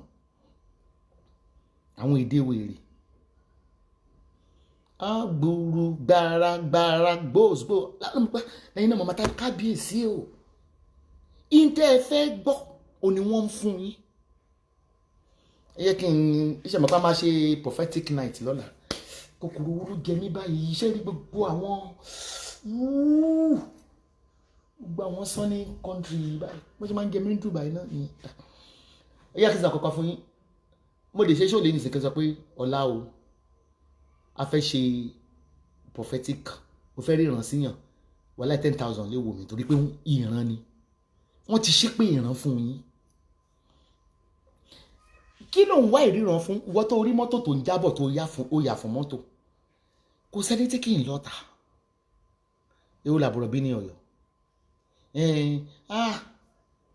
arábìnrin ilé mélòó lẹ ti kọ́ ná dádì yìí tí ìkọ́lé múralẹ̀ mú ta wọ́n ti gẹ̀ẹ́tẹ̀ láti fẹ́ mọ̀ pé ògo yín ògo tó yẹ kẹ́ wà lórí ẹṣin kẹ́ ti ra pléènì ni wọ́n wí bẹ́ẹ̀ náà wọ́n mọ̀ burú lé bàbá yín ìjọ tá a ti lóyún wá nílé bàbá ò ti fẹ́ ká wáyé stop the fuckery nílé ìyá tí ń gbógun ẹ̀yin ẹ ríran sí mi ẹ bá fẹ́ ríran sí mi ń tẹ́yìn ò mọ̀ ibi kẹsọ orí kì first born mi kẹsọ orí kì second born tó mọ̀ pé ok wọ́n mọ̀ wọ́n àsìtínà kẹ́ wọ́n máa fún mi lórí kí wọ́n lẹ́yọ kọ̀ọ̀kan màá lẹ́ ríran ẹ stop the fuckery ayé ní í ṣe ọ̀run ló ń ṣẹ̀yìn ṣé dandan ni káti ẹ̀ ríran síyàn ká tó ní ìṣẹ́gun ilé ìsẹ̀ pé kí ló mọ̀ ti block ẹ̀ má ti block tó jẹ ọlọ́run ní pé ọlọ́run rẹ̀ sí òun ọlọ́run rẹ̀ náà ló ń jáporó ń Dubai abó ń ṣe èrè èmi jọ ẹni tó ń gbọ́rọ̀ látẹnu because ibi gangan mú lọ lọ́hùn àfi tí ó bá tó ń rìn mí sẹ́yìn wọlé má lọ lọ́hùn but èmi gangan mo ní bàbá mi ni ọ̀rẹ́ mi ni ó ń gbénú mi ìwọ ni wàá rán sí mi it's your belief if you know that God is living with you and the one thing I believe pé tàdúrà mi tó fi tètè gbà tó náà fi ṣe náà fún mi ni pé Áfíríkà ẹ̀ǹdẹ́ṣẹ̀ bẹ́ẹ̀ ṣe ń pe Ọlọ́run ìdíwọ́ ìdènà ni àdúrà yóò ṣe gbà spiritualist lèmi I'm not a Christian I'm not a Muslim o mi n ṣe artist o but mo máa research kan I read books a lot máa ń ka ìwé kan I read books a lot tó bá nínú ìwé náà mo ti ń gba agbára kò ṣe nǹkan kan èyí náà ẹ lọ kanú síléètì kẹ lọ gba agbára tí mo fẹ́ wo white mo fi máàkì bí ok wo iṣẹ́ ìní ìsìn iṣẹ́ ìṣẹ́gun ni if you are using fresh water when it is possible to acquire iṣẹ́ ìṣẹ́gun kan ni mo kà mí báyìí.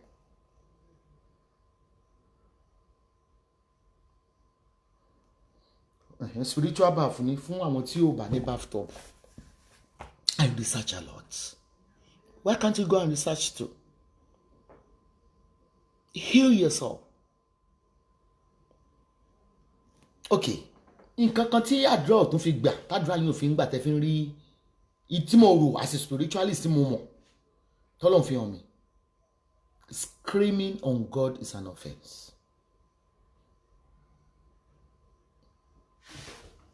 Mi ìmọ̀jọ́ tí mo ti kúnlẹ̀ gbàdúrà kan yẹn. Yes, èmi ò kúnlẹ̀ gbàdúrà. Mi ń bọ́ sí òwò bọ́n ṣe bí mi gbàdúrà. Bí tàdúrà bá ti bá èmi ni. Mo lè jókòó báyìí ní ìsìn. Mo ti gbàdúrà lọ nínú ọkàn mi.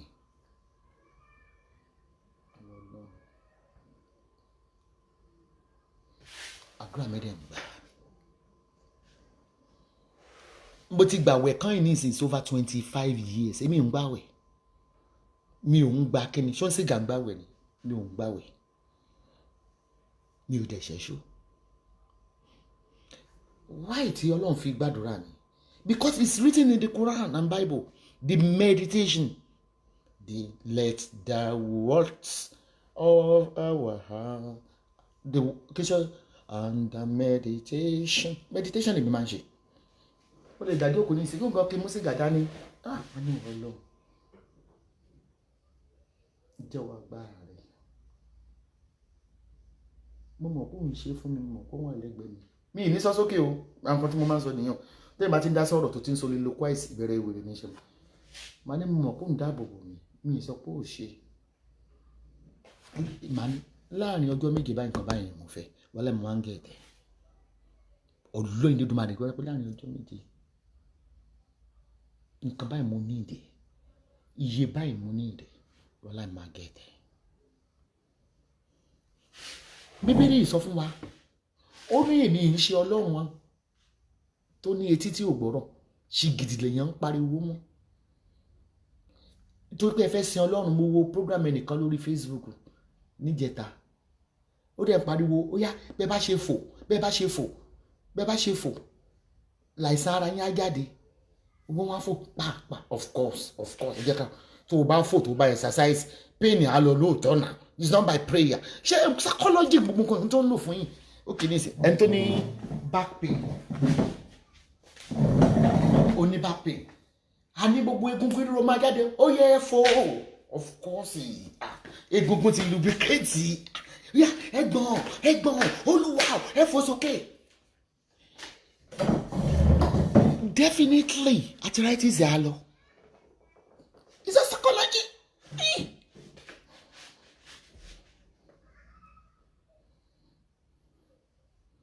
Ẹ fò, Olúwa, gbà.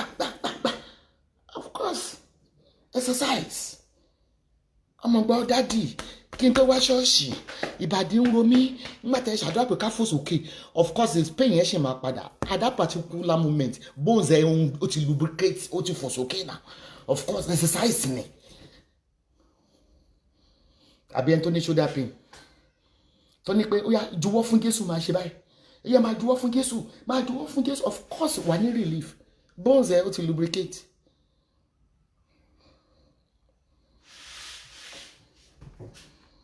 Psychology ni wọ́n fi ń bá yín ṣe ẹ̀sìn ní Nàìjíríà.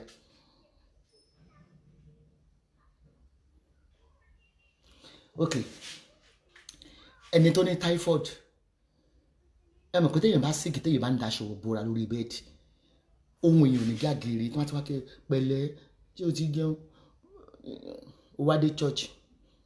Ẹ pé bó bá ṣe ń pè láìsàn ẹ̀mọ́ máa jáde ní orúkọ, of course. Ṣé náà nẹ́ẹ̀sì àbí kí lẹ́ ń pè? Ọ̀fun ẹ̀ là wọ́n bá béèrè pé ṣé o ti jẹun? Mo ti jẹun. Because kẹlẹ̀bẹ̀ ti já ní orúkọ jẹ́ psychology. Ẹ̀yin aládùúrà, ẹ jẹ́ kí n sọ kọ́kọ́ fún yín. Kí ló ti gbèsè ayé òyìnbó ṣe dára ju gbèsè ayé yín láì pariwo? Kí ló dé tí ìlú òyìnbó gbogbo yín ṣe ń sá wá? Kí ló dé tí wọ́n níná? Kí ló dé tí wọ́n lómi? Kí ló dé tí à ń wá ṣiṣẹ́ ń bẹ̀? Kí ló dé tá à ń lo góòdì lọ́sàn gangan tá a lè lo Nàìjíríà tó lè òkà wa? Kí ló dé tá à ń rìn fàlàlà? ẹ̀ẹ́dẹ̀ òyìnbó tó fò pé jump I'm jumping rí wọn òyìnbó bá dé church wọ́n ní silent prayer church tó tún kọ́ nílùú òyìnbó ìyáláyà yín ò lè kọ́ Nàìjíríà ẹ kàn máa ń ra lẹ̀ kiri ní kẹ́lẹ́ ẹ̀hún ṣe auditorium rí building tó máa fi ń kọ́ church Nàìjíríà níbi temple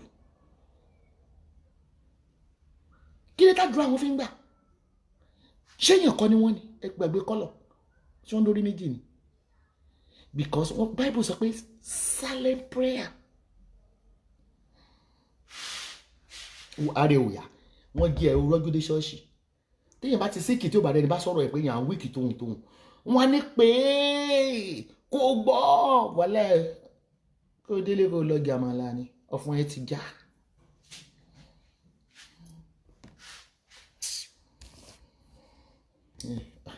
Ẹgbẹ́ tí wọ́n sọ pé TX sọ ó lọ́rọ̀ ẹnu mi ó ní mo ń bá yé yín jẹ́ lóòótọ́ mi ò dín náà bí má bá yé yín jẹ́ ṣé tí mo sì sọ ní ọmọ gbọ́ tó ti bá yé pásítọ̀ jẹ́ ó ń pẹ́ ká yé yín tó tó àpò àṣírí àwọn gidi láàrin yín àwa dáwọn gidi ibẹ̀ mọ̀ àwọn dáwọn gidi ibẹ̀ mọ̀ ìjọ wo ni wọ́n sọ nínú mọ́ṣáláṣí rí tí wọ́n ti ṣe ara ṣàgàfúrú láì jẹ́ làfá sọ pé afá wa ní yóyá ẹ máa fò kórí máa kan sí mí ẹ máa fò bóyá tó bó wọn wọ pátá wọn dọ̀ẹ̀kan ní wọn wọ pátá pẹ̀lú jàlámí àwọn ni ìjọ ni wọ́n ṣe bẹ́ẹ̀ nínú mosque Christianity náà ni èyí dẹ̀ náà àìsàn kára yín àdánwò kára yín ìlara kára yín nínú Christianity yìí ní. Majority àwọn tó ń ṣe ìlara lórí Facebook they are Christians pastors wannabes mùsùlùmí wọ́n ń ṣèkà wọ́n sì ń fẹ́ ní wọ́n sì ní àmúmọ́ra but meanwhile wọ́n ti dà nǹkan borí. Yóò lè rí orúkọ bíi Rashidatu Kubura Jimoh Lukuma kọ́ máa búyàn pé orúkọ Kírísítẹ́nì ẹ̀sìn tó yẹ kọ́ lóun parẹ́ ẹ̀sìn Kìrìsìtẹ́nì ò yẹ kí Ọlọ́run kó parẹ́ mọ́tàn ni wọ́n fẹ́ Islamize ni wọ́n ń pèrún nísìn. Allahu Akbar. Ẹ lè débẹ̀ kẹ́ máa rí èrò púpọ̀ ń bẹ ẹ lè débẹ̀ kẹ́ rákùṣẹ̀ ń bẹ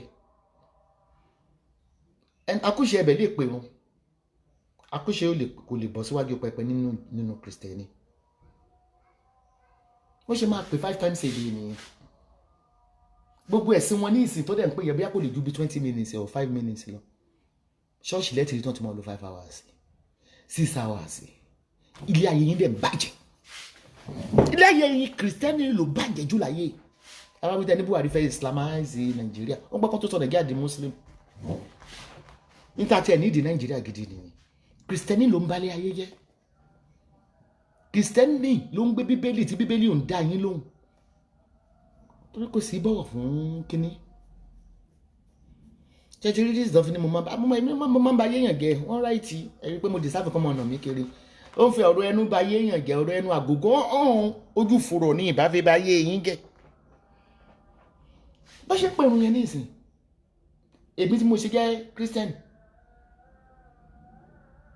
bí n bá fẹ́ lọ bẹ̀ bí mi ṣe mọ̀ ń kí ó ti dẹ́ kí n bọ́ gbogbo ilé ilẹ̀ kí n rápò ara mi but Christian bẹ́ẹ̀ ṣe gbé ìkànnà gúngùn wọnú chọ́ọ̀chì ni ẹ bá ti gbé ṣéènì ńlá Kristẹni tọ́nà bá fẹ́ palẹ̀ ayé rẹ gbogbo Kristẹni ikú ìjìyè ni yóò fi pa gbogbo yẹn pátá Kristẹni ló ń balẹ̀ ayé jẹ́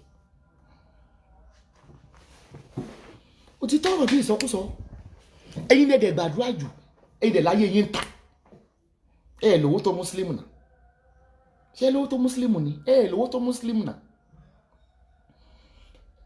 àjẹwà ní Mùsùlùmí olórí burúkú wà ní wọn mi sọ pé wọ́n sí bẹ́ẹ̀ but wọ́n sì fi pamọ́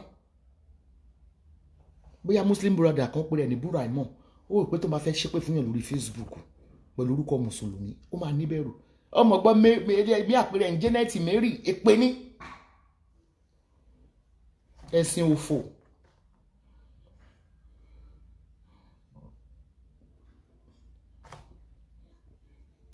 ẹ jẹ́ kí ìwà Kìrìsìtẹ́nì kó wúyàn mọ́ ẹ jẹ́ kó wúyàn láti ṣe níbẹ̀ pé pásítọ̀ gan ó fẹ́ gbógun ó fẹ́ kidnap assistant pastor ẹ ní bẹ̀rù ọlọ́run ẹ̀yin christian ni wọ́n ti ń sígun ọ̀dọ́ sígun àwọn ọmọ mo á sígun ọ̀rẹ́ yìí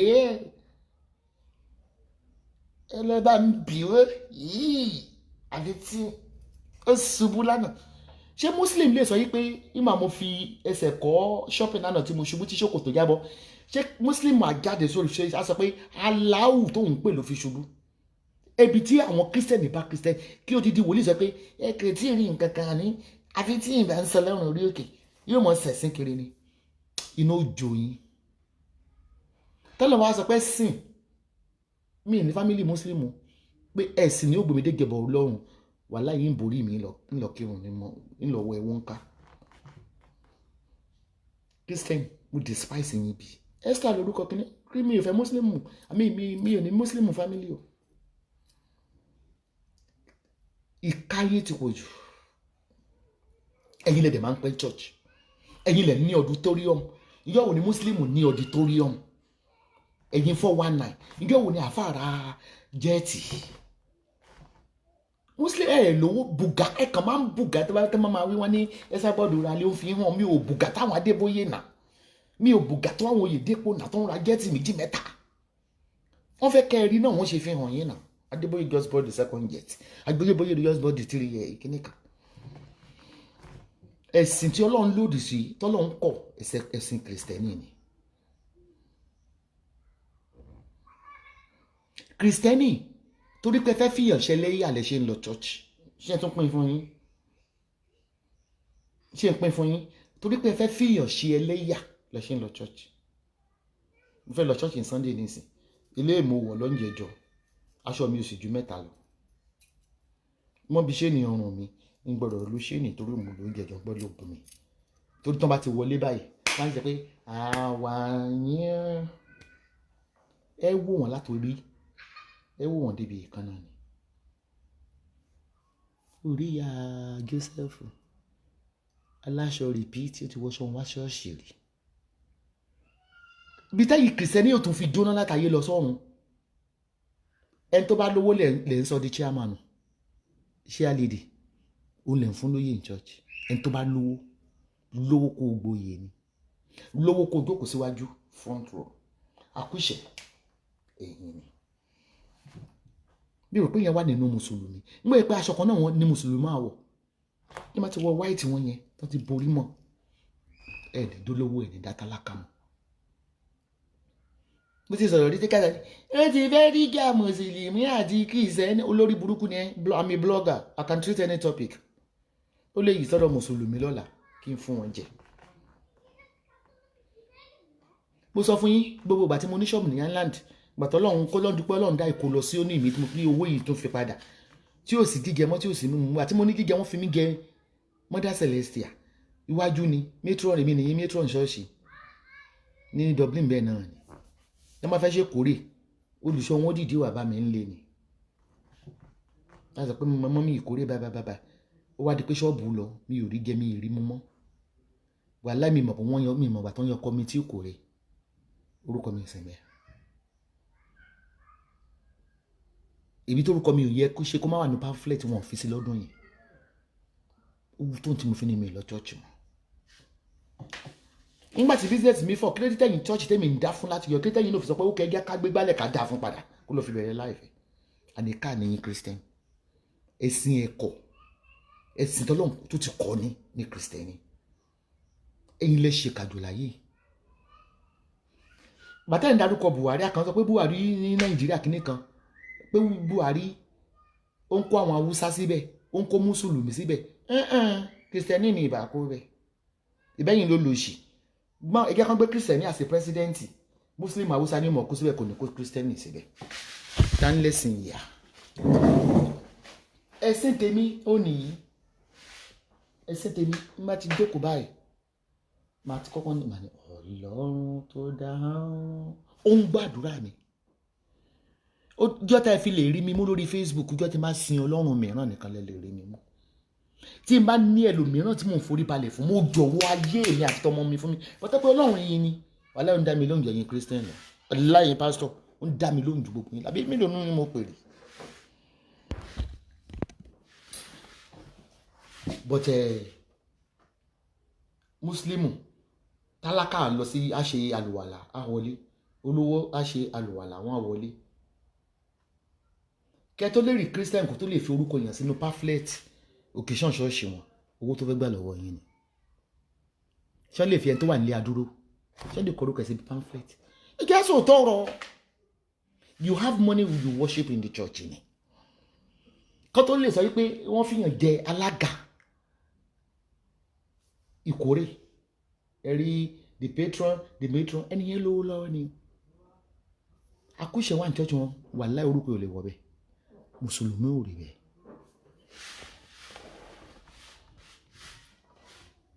Mi ni ọmọ ayé ọmọ bẹ̀rẹ̀ grande christian lẹ́pọ̀jù nínú wọn, ilé ṣèkà jù. Muslim ń ṣèkà, don't get me wrong, àjẹ́ ni Muslim, but wọ́n sì ní ìbẹ̀rù Ọlọ́run. Wọ́n kàn lè gbé kúrò nǹkan gbé wá sórí Facebook kó máa ṣe yálàyàlà. Gbogbo yín máa gbé bíbélì. Olúwa wọ́n sì péjọ pọ̀, wọ́n tilẹ̀ sọ tí n kò sọ, wọ́n tilẹ̀ sọ pé mọ́tò wo ni mò ń tà ní Canada, wọ́n tilẹ̀ sọ wípé Ọlọ́run mi, wọ́n tilẹ̀ sọ pé n kò tẹ̀lé sórí ire mọ́. You are share nation. Nígbà mo fẹ́ jọ́ sọ.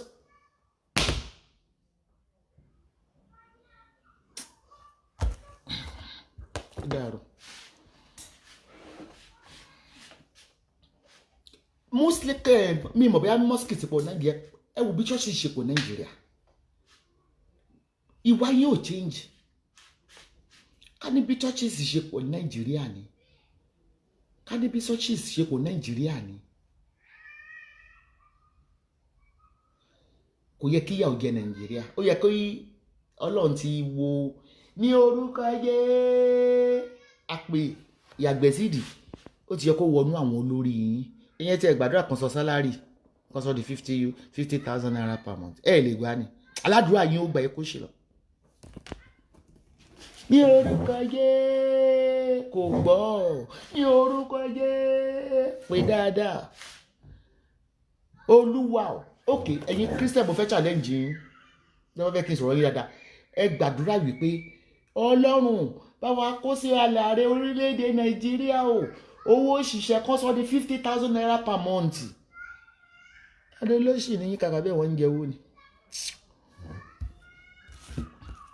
Business center lẹ́ ń ṣe. Ó lè ní tẹ́ bá rí wọn lórí Facebook ẹ máa wà sókọ ogún owó wọn ni. Ta ló gba búrẹ́dì lọ́wọ́ àwọn eléyìí báyìí? Kí ló sọnù tẹ́ ń wá kiri? Ṣé Ọlọ́run burú tó yẹn ni? Kí ló máa wò pé Ọlọ́run kí ló dá mi sáyé fún? Tí mi ìbá lè bẹ́ẹ̀ sọ̀rọ̀ in a friendly manner. You should be able to communicate with him in a friendly manner. Talk to him. Kò sọ pé worship me arrogantly. Ó ní ọ̀rẹ́ bí Jésù, ìyẹn pé mi lọ́rẹ́ mi. Talk to him as you are talking to your friend. Dájú ọkọ̀ wẹ́pọ̀ Ọlọ́run kí ló ń ṣẹlẹ̀ náà mẹ́. Interview tí mo lọ sọ ní Baba God, wọ́n gbọ́dọ̀ fún mi ní iṣẹ́ yẹn. Ó ti gbọ́. Tá ń láriwo òfo. Bẹ́ẹ̀ ló bí bá délé báyìí tó bá kó pátá ìjáde ìgbẹ́ ó ti kún bẹ́ẹ̀. Ọlọ́run bẹ́ẹ̀ ṣe ń pariwo. Kò gbọ́ ní orúkọ Jésù. Ẹ wá ní Jésù ń padà bọ̀. Ẹ jẹ́ mọ́ tàrà yín Jésù ò padà wá o. Bẹ́ẹ̀ ṣe ń pariwo ń padà bọ̀ kan tó bí ìyá mi náà ni. Àmọ́ rí dùn ní olónìí. Jésù wo ló ń padà bọ̀? Mọ́ tàrà yín. Jésù ò lọ́bi kankan. Jésù ó ń wo gbogbo wa. Ó wà ní ayé, ó wà lọ́run, ó ń wò wá. So love everybody. Thanks for joining me today. I talk to you later. I talk to you soon. I talk to you any other time. I got loads of topic. Nobody can gag me. Nobody. Ọ̀rọ̀ sísọ èmi fi ṣoríire. So don't forget to visit our website, esabodspiritualherbs.com. esabodspiritualherbs.com. For if you need any house in London, in Turkey, in Nigeria, you call me. My number is on my timeline. Then we talk. Or you visit our website at www.esabodestateagents.com. Don't forget Pastor Michael Afolabi Convention. It's on next week. Pastor Afolabi Convention is on the 25th.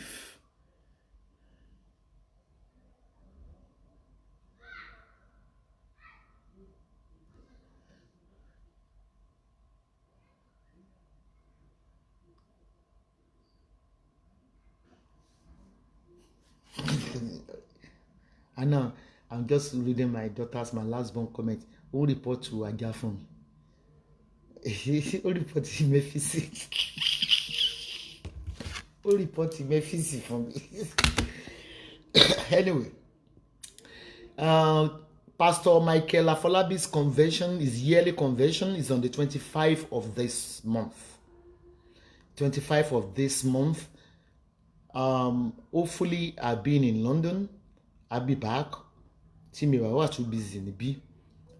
all invited. We do this and we does it, and we're going to do it, and every year we're going to do it yearly. It's a church, a Winners Chapel Church in London. If I'm not there, I wish everybody will go and represent me. Okay? I'm a very busy woman now. You will go there and represent me in Pastor Afolabi's church in August 25 in United Kingdom. In London, you know, we say E for equal, A for daddy. So contact Pastor Afolabi, and a little token will help. Please, if I buy a property of 30,000, how much can I let it for per annum? Training your photo of fini. On peut les appeler mon cancalo fini. 30,000.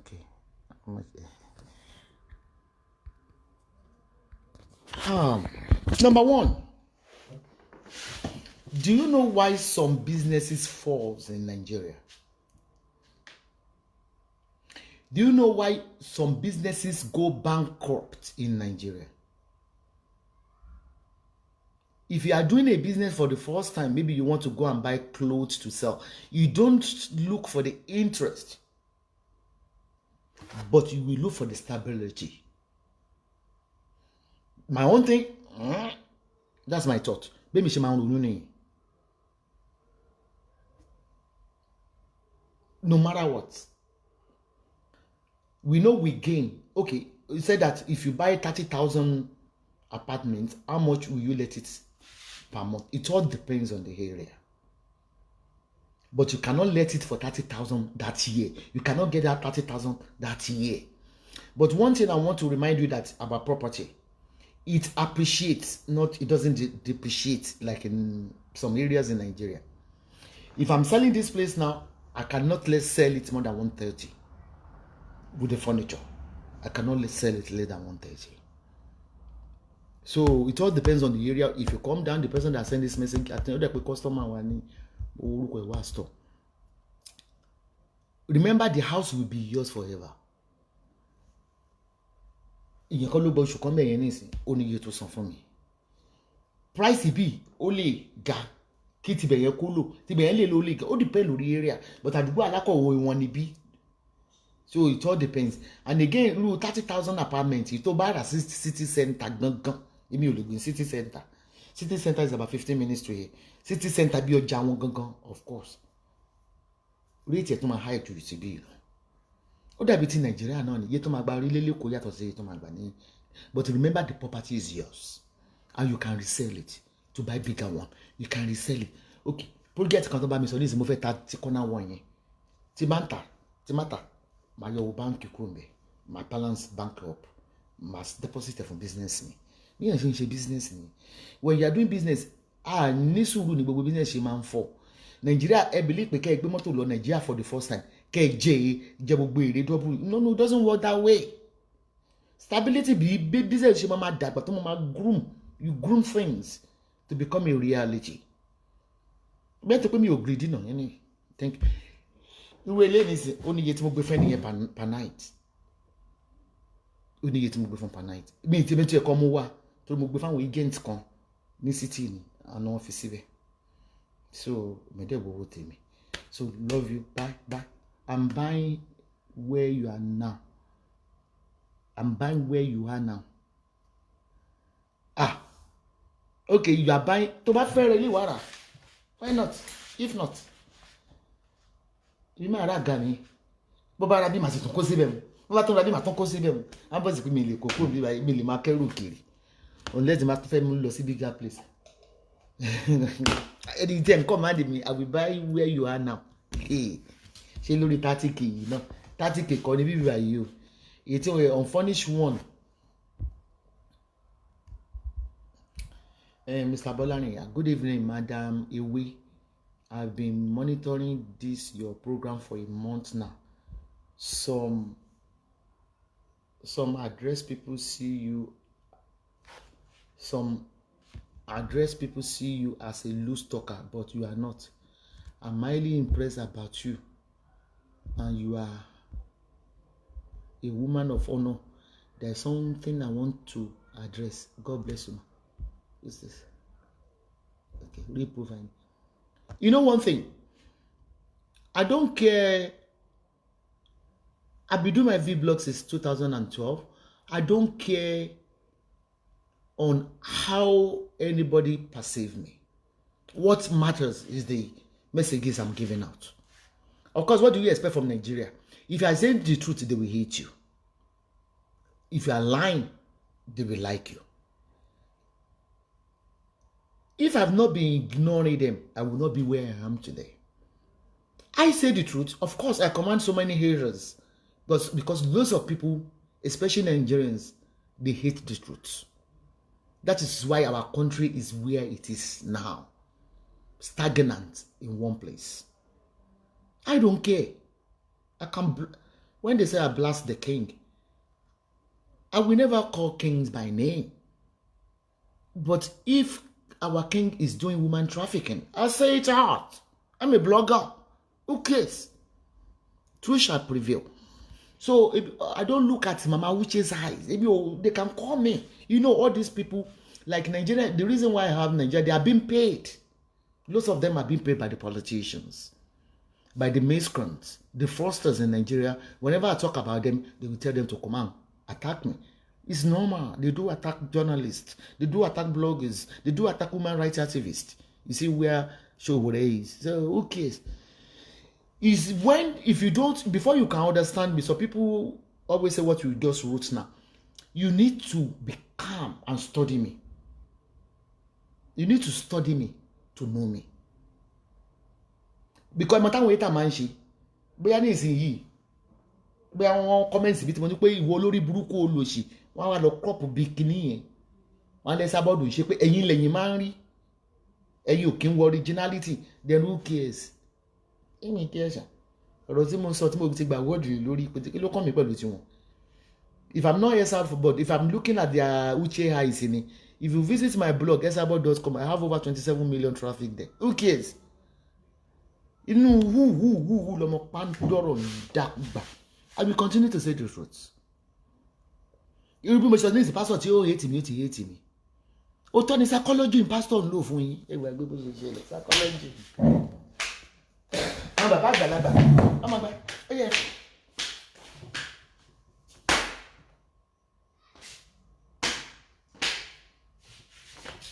Ó yẹ ẹ̀fọ́, olúwa ẹ̀fọ́. Wọ́n tó bá ní high blood pressure, wà wá délé, wà wá sùn, wà wá kú. Ẹ wà ní wọ́n pè pa.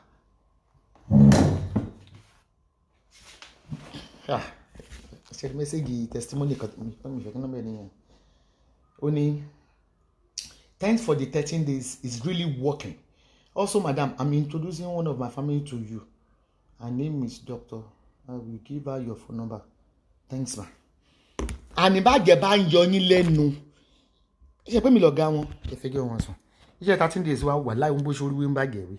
Iṣẹ́ rẹ̀. Ẹ rí i pé instruction ṣẹ́tìrì.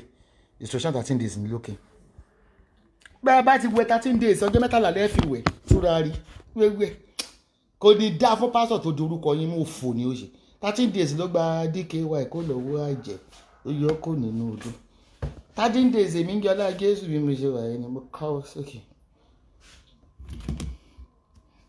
Ṣẹ́tìrì bí pé mi fẹ́ kí nọ́mbà ẹni ṣẹ́tìrì 13 days ṣe ipò rà lọ́wọ́ wa. Ṣẹ́tìrì. N tàf kì í fi ń parọ́ ni. Fọ́tò ìgbà tó fẹ́ gba instruction 13 days. Iṣẹ́ 13 days wà ní. Iṣẹ́ yóò ń bá iṣẹ́ àpè iṣẹ́ yẹn ní enough is enough.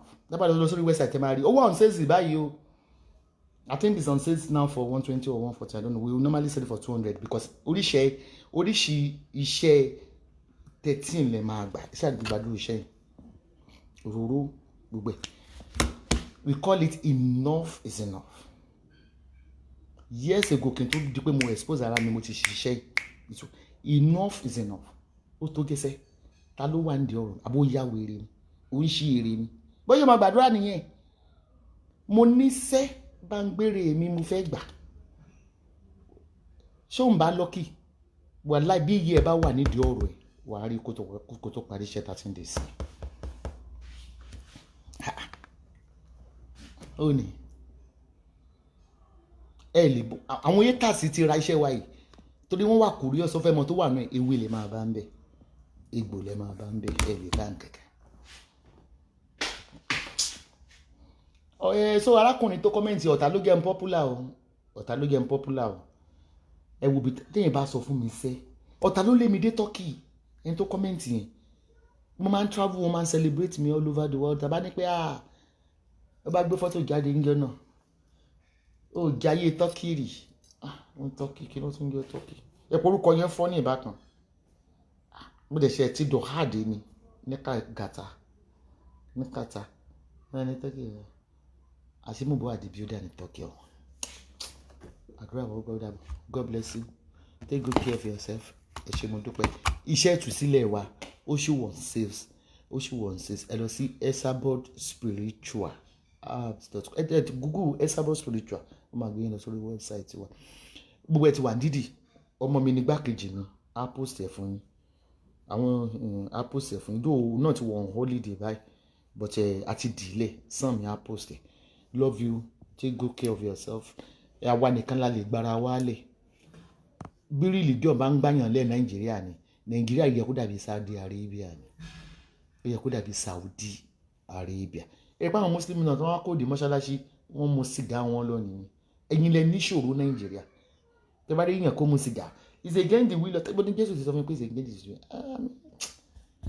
gbogbo nǹkan tẹ́ ń pè lè wọ̀ èèwọ̀ kí ló bẹ́ẹ̀ èèwọ̀ bá wò ní tó bá wọ ọmọge òun pọ̀ mọ́ báyìí jẹ́yìn dáhùn tó fẹ́ pé tẹ́lẹ̀ pé sórí WhatsApp ẹ pé tí a bá ti lọ́fíìsì bíbá nísìn a máa bẹ̀rẹ̀ consultation hours wa bá padà but mi ni máa fún yín ju each person ju 15 minutes lọ for advice mo dẹ̀ dúpẹ́ pé láti bí going 5 years mo ti ń ṣe wé àtẹ̀bọ̀ gbórúkọ customer lẹ́nu mi rí everything is confidential àwọn tó ra lé gan everything is confidential unless wọ́n wá lè wà kán display fúnra wọn.